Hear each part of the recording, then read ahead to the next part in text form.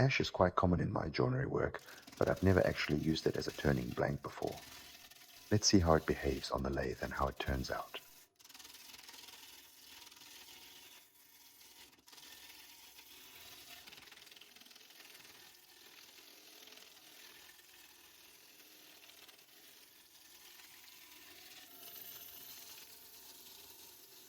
The blank is just over 30 centimeters long and nearly 28 centimeters wide. Despite its impressive weight and the low speed, the wood cuts beautifully. Today, I'll try to preserve as much of the maximum width and length of the blank as possible.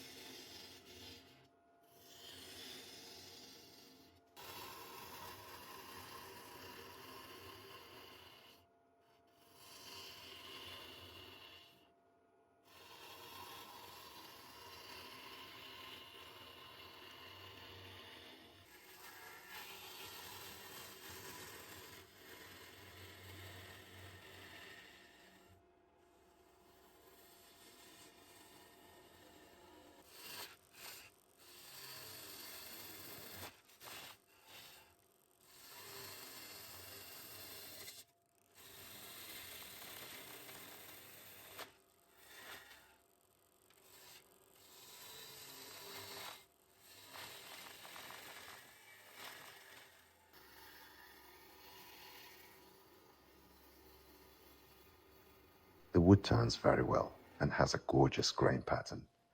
I think it's going to turn into something beautiful.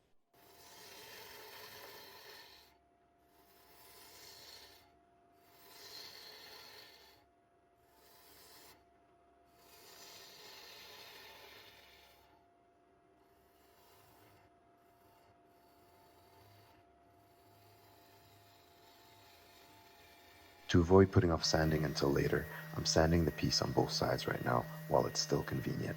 I'll start with 120 grit and will probably work my way up to 240. I think that should be enough. The wood is very hard, so that will give it plenty of sheen to look beautiful.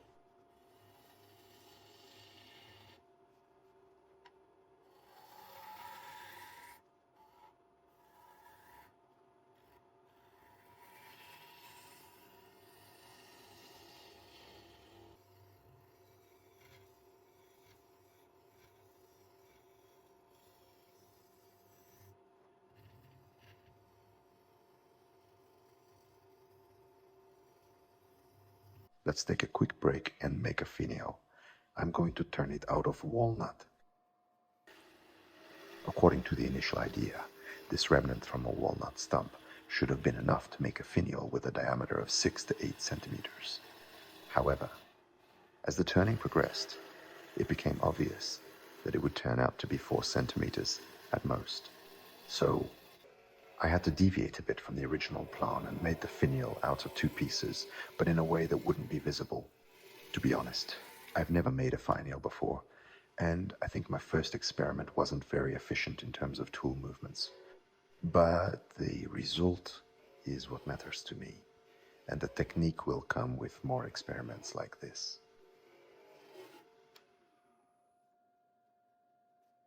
At first, I thought about turning the finial using a skew chisel, but then I decided to just use a 40-40 bowl gouge.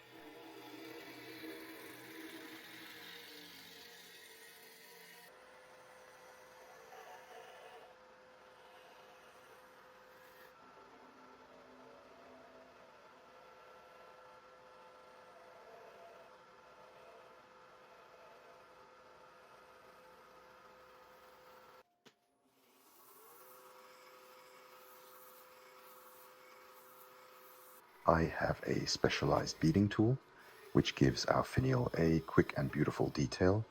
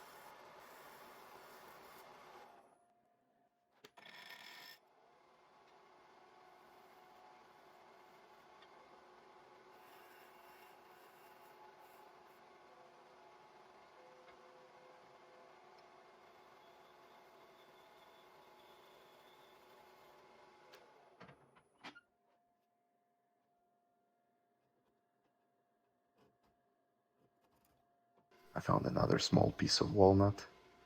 Now we're going to make the second part, which will serve as the lid for our hollow form.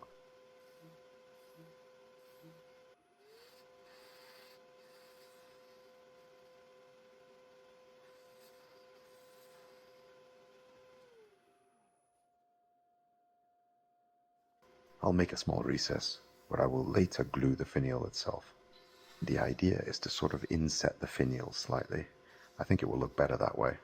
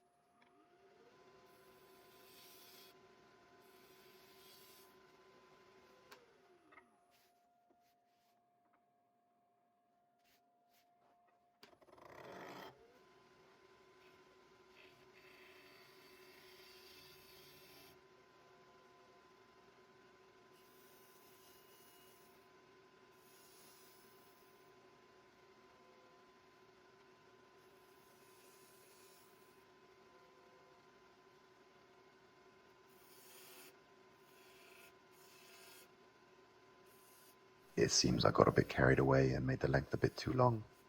I probably need to shorten it slightly so that the pedestal doesn't distract too much attention. Our focus should be centered on the delicate part.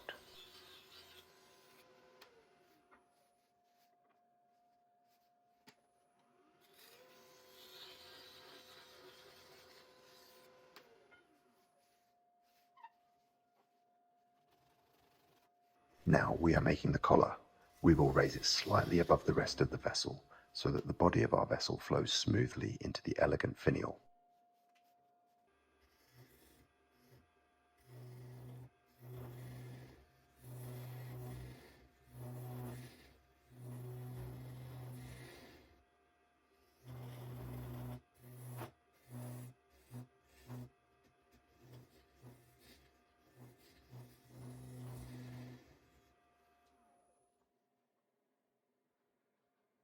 Alright, we're using a Forstner bit to drill a hole about 2 inches wide and 10 inches deep.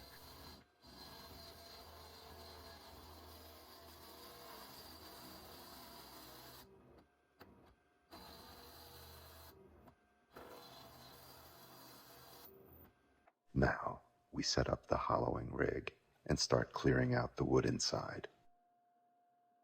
To speed up the process, we'll start with a Mike Hunter cutter number 2. It has an 8mm diameter and will hog out the interior wood pretty quickly. It's worth noting that at low speeds, this cutter can vibrate, so try to crank the speed up as high as possible. To prevent the blank from flying off and shattering, I'm going to install a steady rest. This will allow me to work confidently at 1000 revolutions per minute, and even a bit higher if I need to.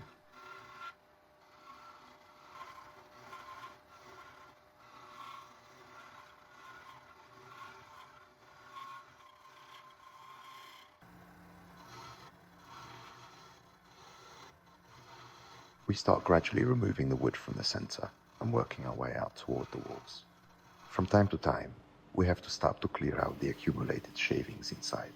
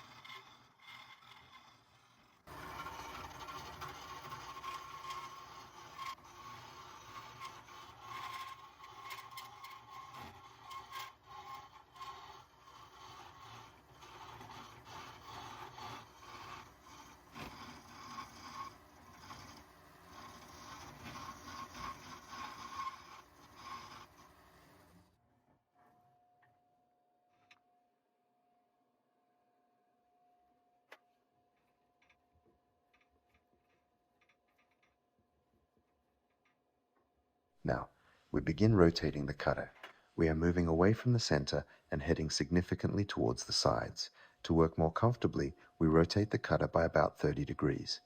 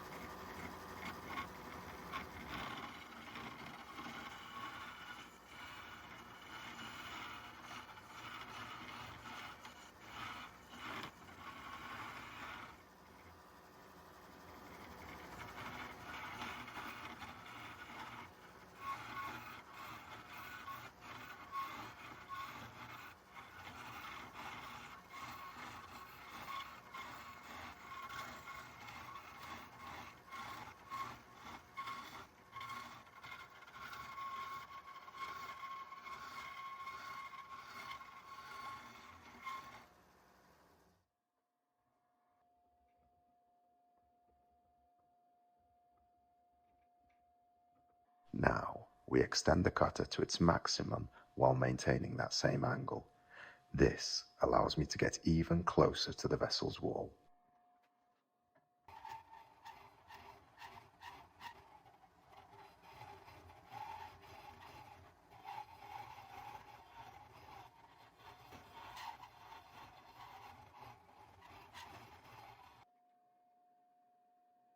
It's time to swap the number 2 cutter for the Mike Hunter number 1 cutter. This cutter is only 6 millimeters. which will allow me to clean up the remaining wood with fewer ridges. This is to minimize the workload for the negative rake scraper.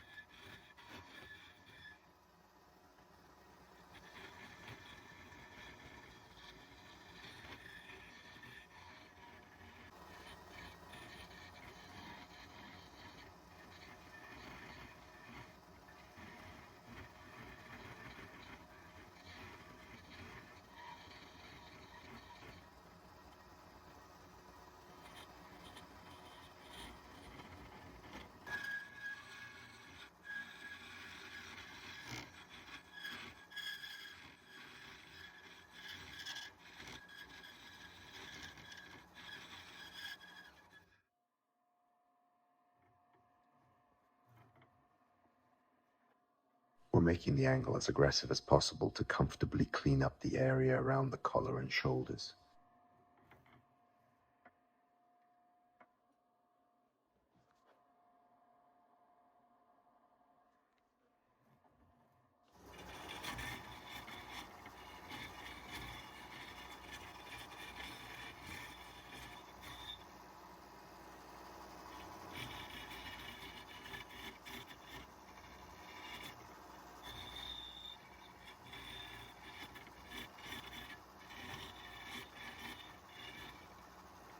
To get a better view, I'll raise one of the steady rest wheels higher.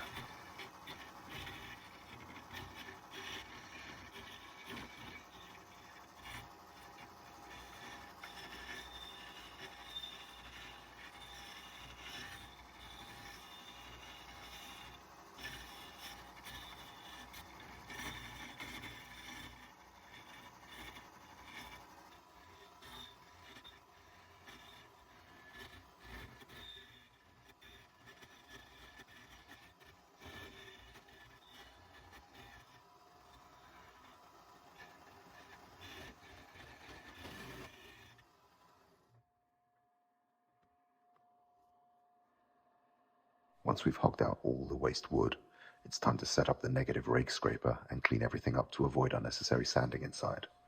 My son turned a Lyle Jameson teardrop cutter into a negative rake scraper. We regrind it every time we start working on a new surface. This allows us to skip sanding the interior altogether. The surface turns out practically perfect, with no torn grain or obvious rough spots.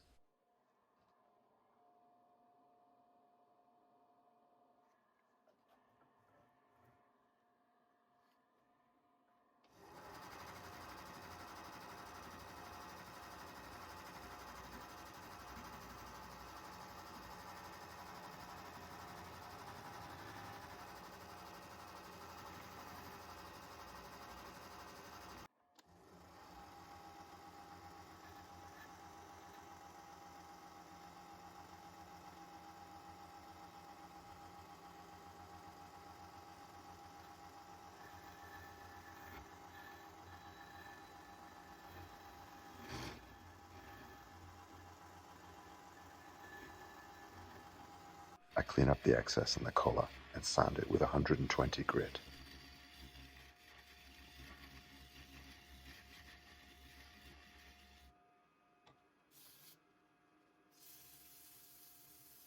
On the outside, I'm applying walnut oil.